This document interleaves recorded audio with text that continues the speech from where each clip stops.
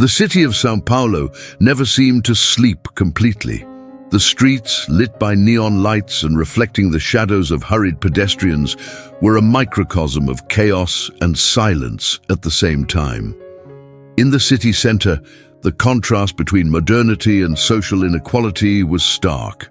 Right there, on the dirty, trash-strewn sidewalks, Jorge found himself once again no longer the man who had been a respected teacher, but a homeless man, a lost face among the thousands of others that the city tried to ignore. Jorge had been a literature teacher for over 20 years, until, after the bankruptcy of a publishing house in which he had invested, his life fell into an abyss. The pressure of debt, the loss of his wife, and the separation from his children led him to the street, where the years began to take their toll. Now, at 50 years old, his face showed the wear and tear of the street, but deep down, his eyes still carried the sparkle of a man with stories to tell. That sparkle was what kept him there among the marquees, with a look that still remembered his time as an educator, trying to maintain his dignity. It was a morning like any other when Carlos showed up. A hard-eyed police officer with a close-cropped head and impeccable uniform. He patrolled downtown, tasked with clearing the streets of undesirables. To him, people like Jorge were nothing more than obstacles to be removed, part of the hard work of maintaining order, an order that only he seemed to understand. Carlos approached Jorge, who was sitting in front of a closed diner, watching life go by. Jorge looked up, trying to identify the police officer's presence, but his eyes were cloudy and tired. Carlos, without saying a word, bent down and quickly threw a small package of drugs onto Jorge's blanket, without him noticing. "Come on, you dirty bastard," Carlos muttered, a mischievous smile on the corner of his mouth. He already knew this game. He knew what was coming next. Jorge, not understanding, stood up slowly, trying to move away from that moment, but something inside him made him hesitate. Something told him that what was about to happen was more than a simple police approach. The silence of the city center seemed to swallow everything, except the sound of Carlos's police car radio, which played a muffled and lifeless song. Jorge, without the strength to react, felt a pressure in his chest, as if he already knew that day, his life would take a different direction. But he still didn't know that the real battle would begin there at that moment, and that his past, his memories, and even his future would be cruelly invoked. Carlos, in turn, did not know that Jorge's tired face was familiar to him. He did not know that this man, now homeless and voiceless, had been responsible for a lesson that could one day save his soul. Carlos wasted no time. With a satisfied smile, he signaled to his fellow officers. They were ready to do yet another dirty job, a routine that was part of their daily routine. When Jorge tried to move away, he was grabbed by the officers quickly and brutally. There were no words. The strength of Carlos and his partners was enough to immobilize him. He was selling drugs. "We're going to make him pay for what he did," Carlos said harshly, trying to maintain an authoritative stance, although deep down he knew he was lying. Jorge tried to protest, but the words stuck in his throat. Fear took hold of him like an unbearable weight, and he couldn't understand what was happening. The humiliating scene was unfolding right in the city center, where people were passing by, some looking curious, others already accustomed to police approaches. No one did anything. Taken to the police car, Jorge felt the cold metal of the cell closing behind him. He sank into the police car seat, completely lost, still trying to understand what had happened. Why this? What did I do? He thought, trying to put together the pieces of his memory that didn't make sense. He had always believed in the system, in justice. Now, everything seemed to have collapsed like a house of cards, and the only thing left were the invisible chains that held his soul. At the police station, the humiliation continued. Jorge was treated like a criminal, with no chance to defend himself, not even a voice to explain himself. The environment was cold, full of other prisoners who, like him, were ignored by society. The police officer responsible for recording the arrest made a point of emphasizing that Jorge was a bum who was up to mischief. The words of contempt were like knives that cut through his dignity. "You have no business here, but justice will do its job," the police chief said with an enigmatic smile, as if Jorge were just another number in the system. But Jorge didn't know that. In those moments of anguish, his voice would begin to be heard.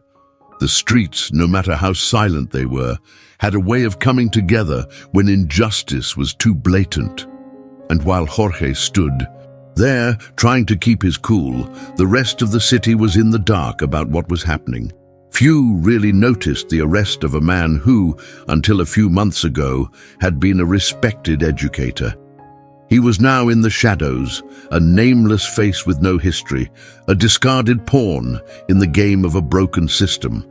Carlos, on the other hand, felt a slight sense of unease. Something wasn't right. He knew his approach had been more aggressive than necessary, but he was determined to move forward. After all, it was just another action in his police career. However, there was a strange feeling in his chest, a feeling he couldn't identify. He tried to push it away. Jorge was just another solved case. There was no point in thinking too much about it. But as he walked through the corridors of the police station, an idea, like a shadow, began to haunt his mind. This man looks familiar. Carlos couldn't get Jorge out of his head. As the officer sat at his desk, reviewing the arrest documents and filling out the records, something was bothering him deeply. Jorge's face was not unfamiliar to him, but he couldn't place it from where. It had been a normal afternoon up until that point, but now the feeling of déjà vu haunted him like a persistent shadow. He reviewed the file once more, but nothing seemed to make sense. The truth, like a current, dragged through his mind without being fully accessed. It was then that, on impulse, Carlos decided to take one last look at Jorge's file. What he found made his stomach turn. The full name, the date of birth, and finally, the confirmation. Jorge Vieira da Silva, 50 years old, former literature teacher. That information didn't mean much at first glance, but when I saw the name of the old school where Jorge had worked, everything suddenly fell into place. Jorge wasn't just any man.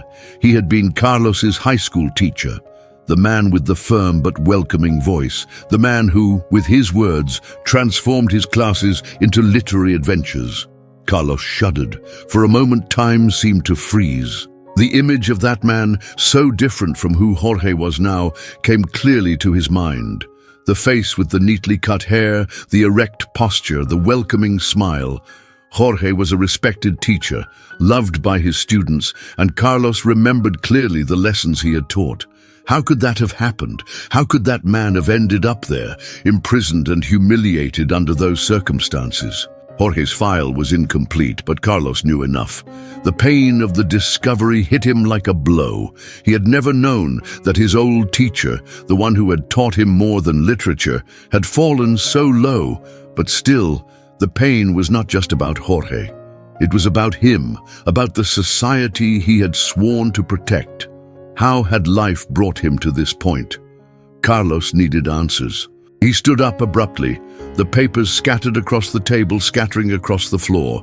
The heat of his anger began to bubble in his chest. He knew there was something wrong with this whole situation, but he couldn't deny the gravity of his action. Without hesitation, he headed to the cell where Jorge was being held. Jorge's gaze, still dazed and tired, met Carlos's through the bars. There was no longer the same sparkle as before, but there was still something there. Maybe a spark of recognition, maybe just a distant memory that Carlos was not just another face. You're that student of mine, aren't you?" Jorge asked, his voice hoarse, as if he wanted to confirm the doubt that had formed in his mind. Carlos looked at him, not knowing what to answer. "Yes, it's me," he finally replied. "I didn't know who you were. I didn't know you were him." The two were silent for a few moments. The tension was palpable, but nothing was said for long minutes. Carlos knew he had done wrong, but more than that, he felt an urgency to do something. He couldn't leave Jorge in that place, not after discovering his true identity. Something had to be done. "I'll do whatever it takes to make this right," Carlos said, breaking the silence. Those words not only resonated inside the cold cell, but also inside his soul. He knew he owed Jorge, and that something needed to be done to remedy the mistake he had just made. But neither Carlos nor Jorge knew what would come next. The game had now changed, and the fight for the truth had just begun.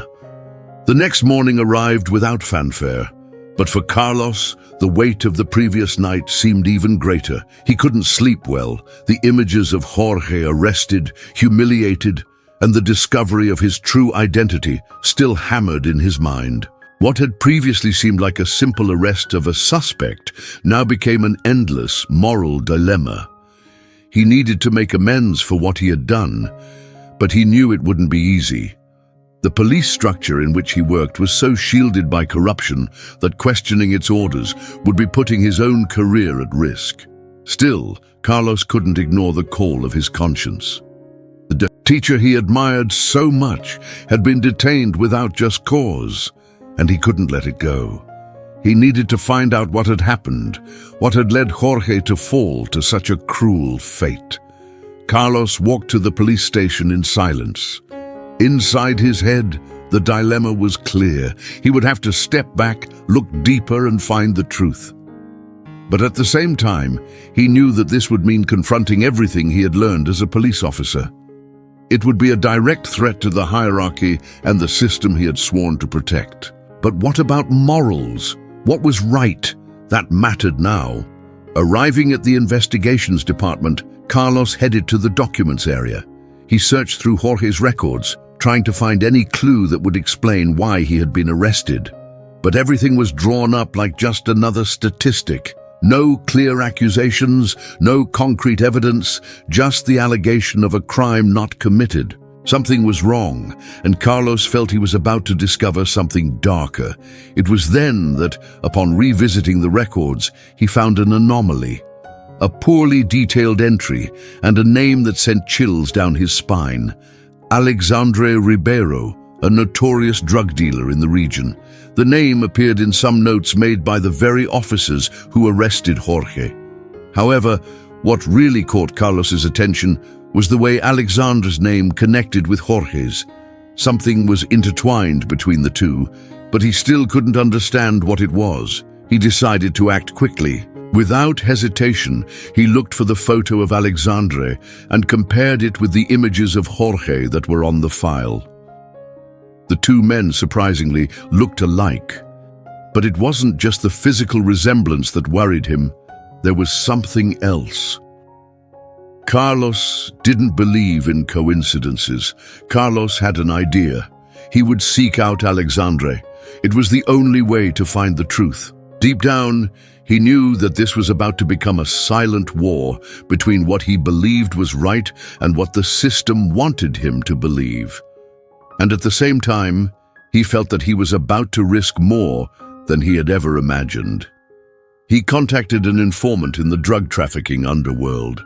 He didn't trust anyone completely, but the information was essential. For hours, he combed through Alexandre's data, trying to understand his connections, his movements, his relationship with Jorge. Each clue led to another, and each secret revealed only seemed to deepen the mystery. Back at the police station, Carlos felt the weight of responsibility on his shoulders. The search for the truth had only just begun, and with each step, he felt himself moving further and further away from the world he had come to trust. He no longer knew if he was doing the right thing, but he knew one thing for sure. If Jorge had been wrongly accused, he would not rest until he had resolved it. That night, Carlos looked out the window of his apartment, unable to see the city he knew so well. He was immersed in a maze, and the only path he saw ahead was to discover the true reason behind Jorge's arrest. The following days were filled with increasing tension for Carlos. His clandestine investigation was bringing up more questions than answers. Every clue he found about Alexandre Ribeiro seemed to lead him down a dangerous path. But he was determined to uncover the truth. Now more than ever, he needed to confront the key figures behind it all, those who had caused Jorge's unjust imprisonment. Carlos finally located Alexandre's hideout in a remote neighborhood of the city, known for being a drug trafficking stronghold. The area was very busy, and he knew he couldn't act alone. Even though he was committed to his mission, Carlos was still a police officer in a system full of corruption, and any misstep could be fatal. He contacted the informant again, but this time the words came with a caution he couldn't ignore. "You're entering territory that won't let you back out of. There are a lot of people who don't want you to find out the truth, Carlos." Carlos felt a chill when he heard this, but deep down he knew he couldn't turn back. He had begun a journey, and now he was facing something much bigger than he had ever imagined. The pieces were beginning to fit together in disturbing ways.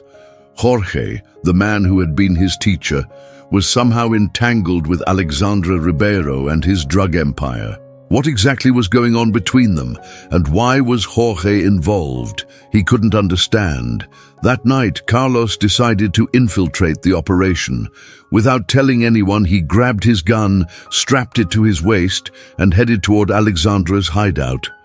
The night heat seemed stifling, and the city, once familiar, now seemed like a maze of shadows.